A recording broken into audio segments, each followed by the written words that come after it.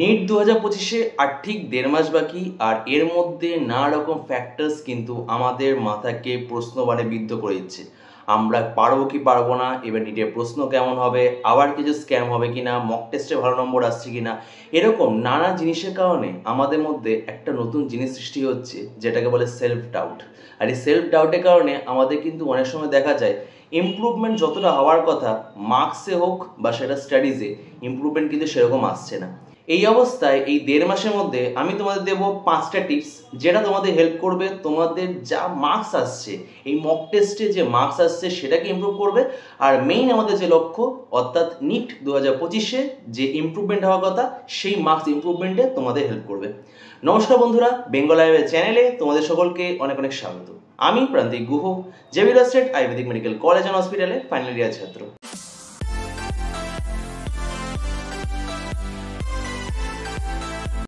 So এর just আগে আমি যে ভিডিওটা বানিয়েছিলাম, ওই ভিডিওটায় তোমাদের যা যা কথাগুলো বলেছিলাম তার মধ্যে মেইন যেটা ছিল মক টেস্ট। আর মক টেস্ট মেইনলি কি, অফলাইন মক টেস্ট, যেগুলো কিন্তু তোমাদের জন্য শুধুমাত্র স্কিল ইমপ্রুভমেন্ট না, টাইম ম্যানেজমেন্ট সমস্ত কিছুর জন্য একটা অন্যতম গুরুত্বপূর্ণ পদক্ষেপ হবে। আশা করছি তোমরা সকলেই সেটা দেখেছো, ভাবনা চিন্তা করেছো যে তোমাদের কিন্তু এখন অফলাইন মক টেস্ট দেওয়া কতটা দরকারি। এই অফলাইন মক টেস্টের মধ্যেও কিছু ইম্পর্টেন্ট পার্ট আছে যেগুলো তোমাদের বুঝতে হবে যে না, এই পার্টটা আমাদের একটা মেডিকেল কলেজ পেতে হেল্প করবে।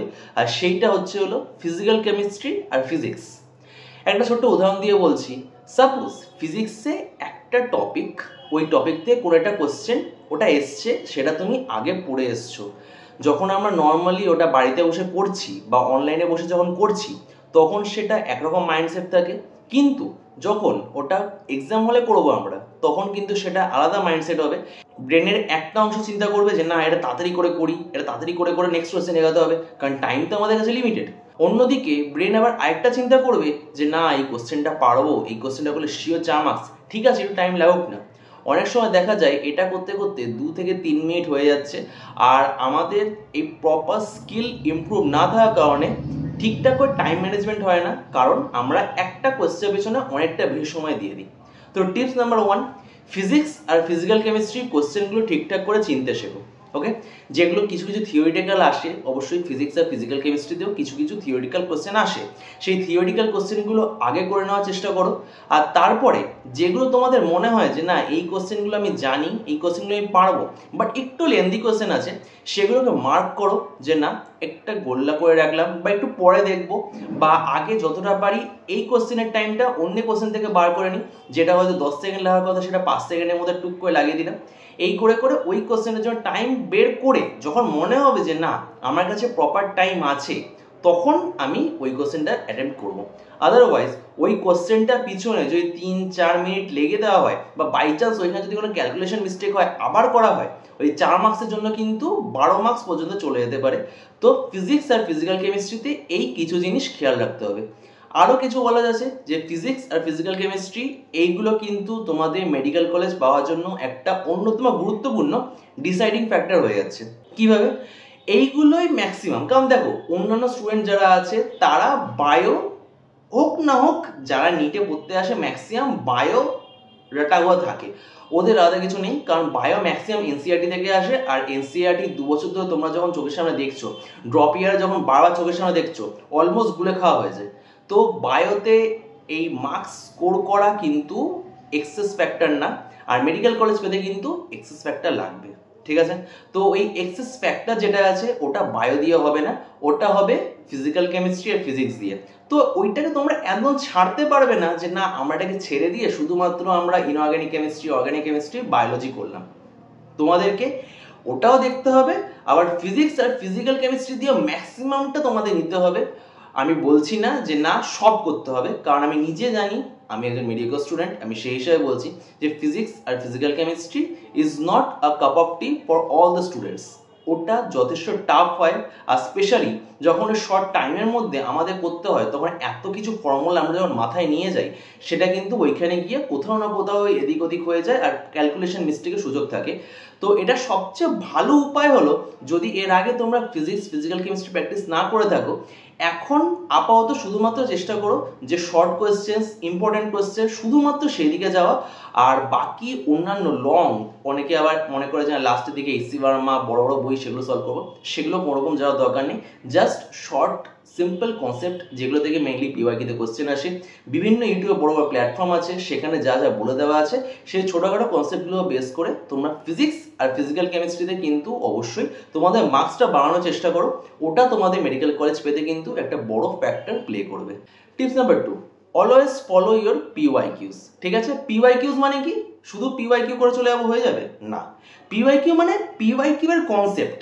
খুব কম হয় যে এক্স্যাক্ট পিওয়াইকিউ তুলে এই কোশ্চেনটা তার 3 বছর পর তুলে দেওয়া হলো, এটা খুব কম হয়। বাট সেই পিওয়াইকিউ এর যে কনসেপ্টটা আছে সেটাকে একটু ঘুরিয়ে বা সেটা ল্যাঙ্গুয়েজ চেঞ্জ করে বা সেটা যে লাইনে আছে ওই লাইনটার উপর দিয়ে বা কনসেপ্টের উপর দিয়ে কিন্তু এরকম 60 থেকে 70% কোশ্চেন কিন্তু ফিজিক্স, কেমিস্ট্রি, বায়োলজি তিনটে থেকেই আসে। স্পেশালি ফিজিক্সে motion in a plane, motion in 2D, motion in 3D, rotational motion, এই যে মোশনের কেসগুলো থাকে, কাইনেমেটিক্স যেটা, এটা তোমরা যদি দেখো যে এগুলো কনসেপ্ট ওই 6, 7, 8, 9, পিওয়াইকিউ যেগুলো এসছে তার এদিকে ওদিকে ঘোরাফেরা করছে। খুব যে বাইরে গিয়ে এই যে এসসি ভার্মা, আইআইটি লেভেল সেগুলো আসে, কোনো কোনো অবশ্যই আসে, বাট কম। জেনারেলি কনসেপ্টসগুলো লিমিটেড থাকে, স্পেশালি এইগুলোতে। আর তোমরা জানো কাইনেমেটিক্স কিন্তু একটা বড় রোল প্লে করে এই ফিজিক্সের নাম্বার পাওয়ার জন্য। সেখানে তোমরা যদি দেখো, এটা একটা এক্সাম্পল দিলাম, সেখানে কিন্তু মোটামুটি যত কোশ্চেন থাকে নির্দিষ্ট ওই যে কনসেপ্টের এদিক ওদিক ঘোরাফেরা করে। তো পিওয়াইকিউ শুধুমাত্র নয়, পিওয়াইকিউ এর সাথে যে কনসেপ্টগুলো আছে, PYQ along with the concept is very important for you guys to make a good score in NEET 2025। তো এটা অবশ্যই খেয়াল রাখো যখনই তোমরা পিওয়াইকিউ করছো, সেই কাছাকাছি কনসেপ্টটা যা তোমাদের পুরো ক্লিয়ার আছে সেটা দেখো। যদি মনে হয় যে না বায়োলজিতে আমি এটা পড়ছি, এই কোশ্চেনটা জানি বাট বাকিগুলো এখন অতটা মনে পড়ছে না, সেটা ভুল। যে কোশ্চেনটা করছো যদি মনে হয় যে না এই কোশ্চেনটা টুক্কা লাগিয়ে আমাকে অ্যান্সার করতে হচ্ছে, এই কনসেপ্টটা এক্স্যাক্টলি মনে নেই আমার, বই খোলো, কনসেপ্টটা বোঝো। এখন অত বোঝার টাইম নেই, বাট সিম্পল পড়ে যতটা পারো মাথায় রিক্যাপ নেওয়ার চেষ্টা করো। কারণ ব্রেন যখন জিনিসটাকে 10 বার 12 বার বারবার দেখবে, হয়তো অতটা না বুঝলেও জিনিসটা মাথায় থেকে যাবে যে না কি পড়েছিলাম সেটা মাথায় থেকে যাবে। তো এই জিনিসটা অবশ্য মাথায় রাখো। আস্তে আস্তে ইম্পর্টেন্ট কনসেপ্টসগুলোর একটা মাইন্ড ম্যাপ কিন্তু তোমাদের মাইন্ডে তৈরি হয়ে যাবে। টিপস নাম্বার 3, এনসিইআরটি গুলে খাও। সব কিছুর জন্য বলছি না, ফিজিক্সে অবশ্যই বলবো না, কারণ ফিজিক্সের যে বইটা আছে প্রচুর মোটা। ফিজিক্যাল কেমিস্ট্রির সব কিছু দরকার নেই, যেগুলো বেসিক্যালি নিউমেরিক্যালস সেখানে তোমাদের সমস্ত দরকার নেই। বাট যেগুলো theory portion, organic chemistry, inorganic chemistry, specially biology বইটা, যদি কখনো আমি তোমাদের আমাদের বায়োলজি বইটা দেখাতে পারি, এখন ওটা পাবো না কারণ ওটা জীবাশ্ম মতো হয়ে গেছে। বইটা খণ্ডে খণ্ডে বিভক্ত হয়ে গেছিল, কারণ বইটা এতবার খুলেছিলাম, এতবার করা হয়েছিল। শুধু তো আমার জন্য না, আমার যত বন্ধু বান্ধব আছে, যত তোমরা অন্যান্য টপার্সদের ভিডিও দেখে থাকবে, তারা একই কথা বলবে, এনসিইআরটি ওটা পুরো গুলে খাওয়া দরকার।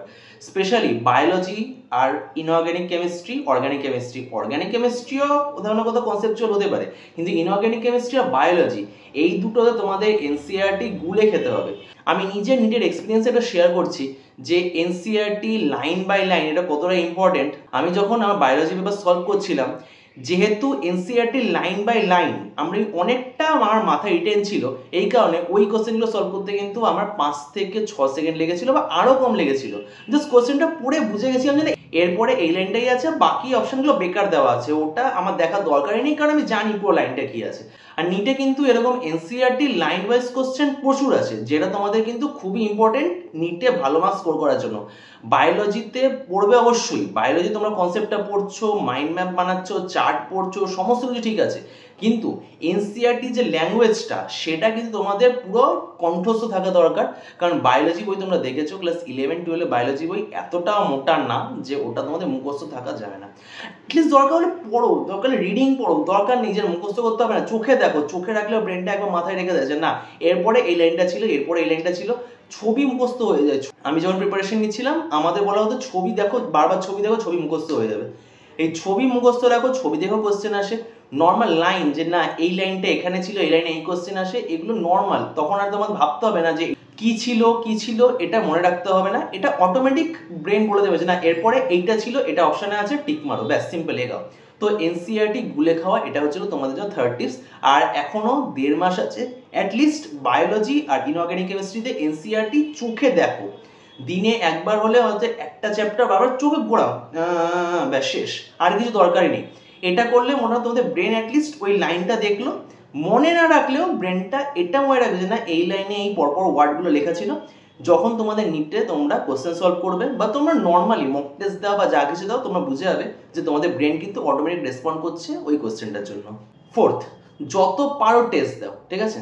যদি মনে হচ্ছে যে না আমার এখনো সিলেবাস কমপ্লিট হয়নি, আমি পরে টেস্ট দেবো, সম্পূর্ণ ভুল ধারণা। নিটে পুরো একদম মুখ থুবড়ে পড়বে, আগে থেকে বলে রাখছি। আমি এটা কেন বলছি, কারণ আমি কাউন্সিলিং করাই, প্লাস আমি নিজের অনেক বন্ধুদের দেখেছি যারা এরকম ড্রপ নিচ্ছিল, বাট তাদের এটাই একটা বাহানা থাকতো। ইভেন আমি নিজেরটাও বলবো যে একটা সময় অবধি আমি এটা করতাম যে না বাহানা দিচ্ছি, না আমার তো রেডি হয়নি, আমার এই কনসেপ্টটা রেডি হয়নি, আমার এই চ্যাপ্টারটা পড়া হয়নি, আর এই চ্যাপ্টার ইম্পর্টেন্ট আছে, এখান থেকে কোশ্চেন আসে, কিন্তু আমার তো এটা পড়া হয়নি। কি হবে লাভ দিয়ে? লাভ এটাই হবে যে না এইটা মক টেস্টটা যখন দিলাম ওইখান থেকে যদি 5-6টা কোশ্চেনও আসে, ওই 5-6টা কোশ্চেনের কনসেপ্টটা যদি আমি দেখে নিই, আমার ওই কনসেপ্টটা কিন্তু রেডি হয়ে গেল। চ্যাপ্টারটা যদি নাও পড়া থাকে, ওই যে কনসেপ্ট রেডি হয়েছে ইম্পর্টেন্ট কনসেপ্ট, সেখান থেকে যদি কোশ্চেন চলে আসে, শোনায় সোহাগা, সিম্পল। তার থেকে বড় কথা হচ্ছিল মক টেস্টের যে অভ্যাসটা বললাম, মক টেস্টে অভ্যাসটা না রেখে কিন্তু নিট পরীক্ষা দিতে যাওয়া পুরো মূর্খতার পরিচয়। কারণ জাস্ট তোমাদের বই পড়ে কিন্তু নিট ক্লিয়ার হবে না। Time management, question management, mental preparation, সমস্ত কিছু কিন্তু নিট ক্লিয়ার করার জন্য একটা বড় ফ্যাক্টর প্লে করবে। এটা অবশ্যই মাথায় রাখো। Give as much mock test as you can, because that is one of the most important factor to get a medical college in 2025। এই মক টেস্ট দেওয়ার সবচেয়ে বড় বেনিফিট হচ্ছে হলো একটা ধাক্কা লাগে, লিটারালি বলছি একটা ধাক্কা লাগে। কারণ তোমরা যখনই কোথাও অফলাইন মক টেস্ট দিচ্ছ বা যাই দিচ্ছ, তারা যখন তোমাদের র্যাঙ্কটা শেয়ার করবে তখন বুঝে যাবে যে না এই কজনের মধ্যে পরীক্ষা হচ্ছে, তার মধ্যে আমি এত পিছনে আছি। এদিকে 23 লাখ 24 লাখ পরীক্ষা দিচ্ছে, ওইখানে আমি কি করবো?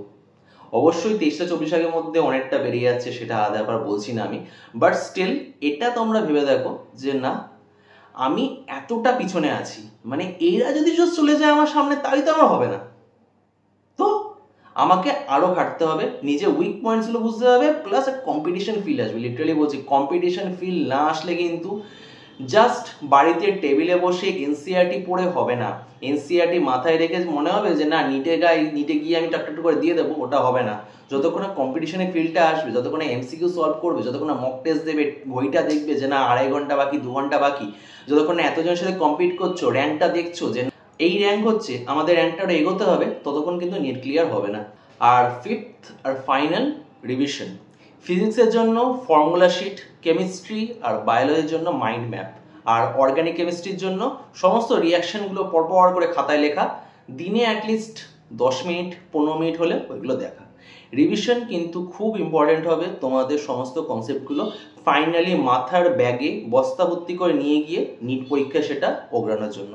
যতবার তোমরা রিভিশন না করবে, বায়োলজি ক্ষেত্রে বললাম যে তোমরা যতবার বইটা দেখবে ওটা নিতে থাকবে, কিন্তু ফিজিক্সের ক্ষেত্রে কিন্তু সেটা হবে না। তোমাদের ফর্মুলাস মুখস্থ রাখতে হবে, তোমাদের সেই ফর্মুলা পুট করে তোমাদের অ্যান্সার দিতে হবে, কিন্তু সেই ফর্মুলাটা কিন্তু তোমাদের মনে রাখতে হবে। সেই ফর্মুলাটা মনে না রাখলে কিন্তু হবে না। কোথায় ফর্মুলা আগে মাইনাস আসছে, কোথায় মাইনাস আসবে, এই থাম্ব রুল বলো, যত কিছু আছে, এগুলো যতক্ষণ না তোমরা ওটা ফর্মুলাটা মাথায় রাখছো, ততক্ষণ কিন্তু তোমরা ওটা ইউটিলাইজ করতে পারবে না। তো রিভিশন এটা খুবই ইম্পর্টেন্ট, এটা তোমাদের মাথায় রেখে এগোতে হবে। রিভিশন ছাড়া কিন্তু তোমরা মাথার এই ব্যাগ বা বস্তাতে সমস্ত কনসেপ্ট, জিনিসপত্র এগুলো কিন্তু নিয়ে যেতে পারবে না। আর এগুলো ছাড়া কিন্তু নিট 2025-এ এন্ট্রি হবে না। এন্ট্রি হয়ে যাবে, বাট মেডিকেল কলেজে এন্ট্রি হবে না। ঠিক আছে, এই ছিল আজকের ভিডিও। যদি ভিডিওটা ভালো লেগে থাকে please like, share and subscribe Bengal Ayurveda. ধন্যবাদ।